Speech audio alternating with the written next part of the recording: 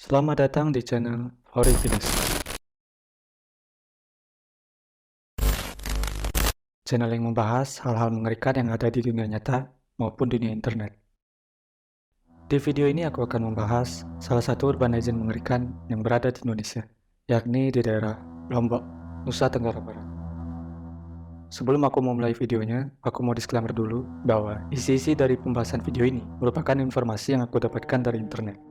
Sumber-sumber linknya juga sudah aku cantumkan di deskripsi video ini. Tanpa basa-basi lagi, ini dia pembahasannya. Menurut masyarakat Lombok, makhluk halus merupakan sesuatu yang sangat dipercayai.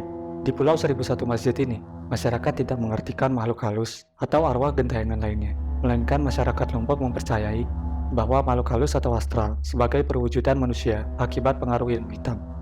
Di suatu daerah di Lombok bagian timur, terdapat sebuah desa yang diberi julukan sebagai Kampung Sela atau Kampung Hantu.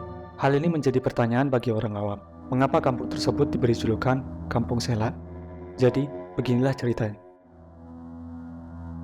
Pada zaman dahulu, di mana masa pemerintahannya saat itu masih menggunakan sistem kerajaan, konon, penduduk desa sering terlibat peperangan memperebutkan wilayah kepemerintahan. Saat itu penduduk desa di sana kebanyakan mempraktikkan ilmu hitam untuk mempertahankan diri dari serangan musuh. Keluarga kerajaan tidak ditugaskan untuk melawan musuh demi menjaga kelangsungan garis keturunan mereka, melainkan mereka lebih berperan dalam mengurus hal-hal kepemerintahan dan kesejahteraan rakyatnya saja. Oleh karena itu, pihak kerajaan memanfaatkan penduduknya untuk mengangkatnya sebagai pejuang perang. Pejuang perang yang digunakan bukan hanya kaum pria saja, melainkan seluruh penduduk, termasuk perempuan dan anak-anak. Mereka semua ikut serta berperan sebagai pejuang perang. Itu sebabnya setiap petarung menawarkan ilmu hitam sebagai perlindungan diri mereka masing-masing. Antusias masyarakat yang berjuang dalam peperangan terhadap praktik ilmu hitam berlangsung secara turun-temurun. Tak bisa dipungkiri, setiap anak yang lahir dari keturunan para ahli ilmu hitam ini langsung disempurnakan ilmu hitamnya. Hingga berkembangnya zaman, ilmu hitam tersebut tetap diperuntukkan bagi penduduk desa. Terlepas dari permasalahan apakah desa terancam atau tidak, ilmu hitam tersebut tetap ada pada pemiliknya.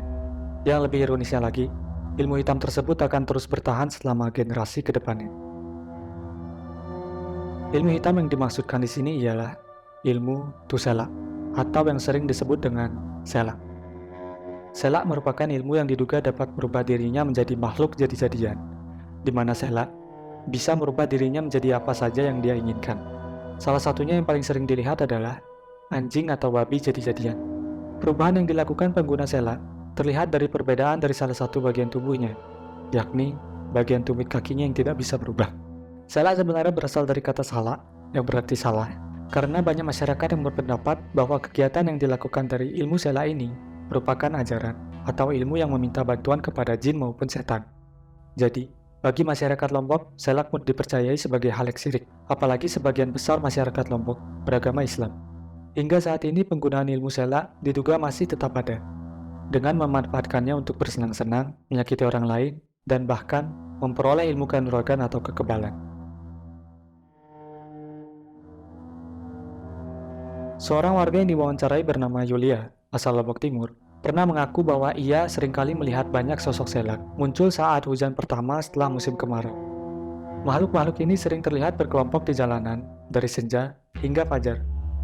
Yulia bisa dengan jelas melihat makhluk-makhluk itu berkumpul dalam gaya dan bentuk yang berbeda-beda. Ada yang tidur berbantalkan rambut panjangnya yang tergerai, beberapa ada yang menentukan kepala, ada juga yang bersandar di tembok dengan kaki yang menggantung di tembok. Namun sejauh ini belum ada korban jiwa dari gangguan Selak ini. Alasannya, karena Selak hanya selalu menakuti atau mengganggu para korbannya saja. Bagi sebagian orang yang menjalin hubungan dengan orang yang menggunakan ilmu Selak, misalkan seperti pacaran, hingga ada unsur balas dendam karena terlibat pertengkaran, biasanya seringkali dihantui atau bahkan disakiti olehnya.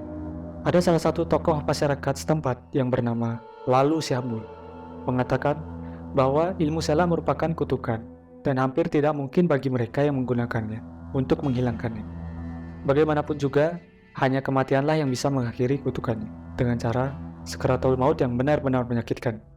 Ilmu hitam itu akan terus mengalir dari generasi ke generasi dengan melalui pernikahan, kemudian melalui kelahiran anak cucu, dan sebagainya. Seperti contoh, calon istri adalah keturunan Selak, maka setelah menikah nanti, istri harus menjadikan suami atau anaknya sebagai korban atau calon Selak berikutnya.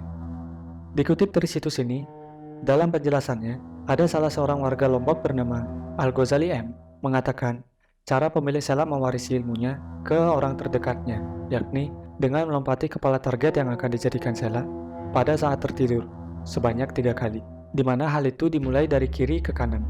Setelah dilompati, ilmu selaknya tersebut langsung tertransfer oleh orang yang dilompatinya. Al-Ghazali M menyambung kalimatnya dengan mengatakan, praktisi ilmu sihir ini menggunakan darah haid yang ditulis di tangan sebelah kiri dengan menggunakan kata 2 kalimat syahadat. Ada juga yang menyatukan benang merah, benang hitam, jarum, dan bawang putih yang dimasukkan dalam satu kotak untuk diritualkan. Al-Ghazali juga bilang bahwa dia pernah melihat secara langsung wujud selak tersebut. Pada saat itu, dia melihat wujud selak itu terbang dengan posisi tubuh menghadap ke atas langit dan posisi kaki lurus sambil mengepakkan tangannya ke belakang. Kurang lebih ilustrasinya seperti ini. Di situs ini dijelaskan, untuk merubah wujud selak kembali menjadi manusia, maka dia harus menyiapkan air yang berisikan bunga-bunga ke dalam tangkel atau batok kelapa.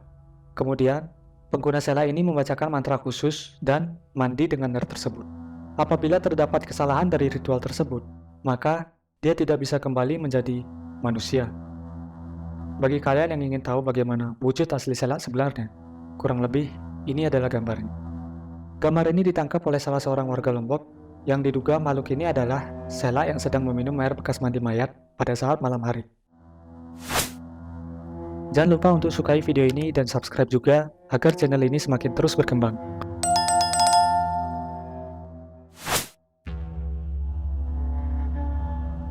Selak terdiri dari beberapa jenis, seperti yang dijelaskan di salah satu akun Facebook yang bernama lombokterkini.id, di mana di akun tersebut tertulis, terdapat beberapa jenis selak yang ada.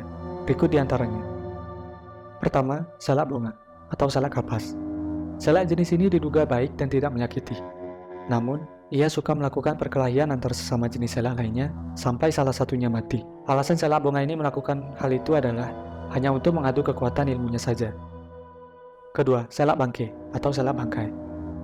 Selak jenis ini merupakan selak yang gemar memakan bangkai apapun dan bahkan gemar meminum air bekas memandikan mayat.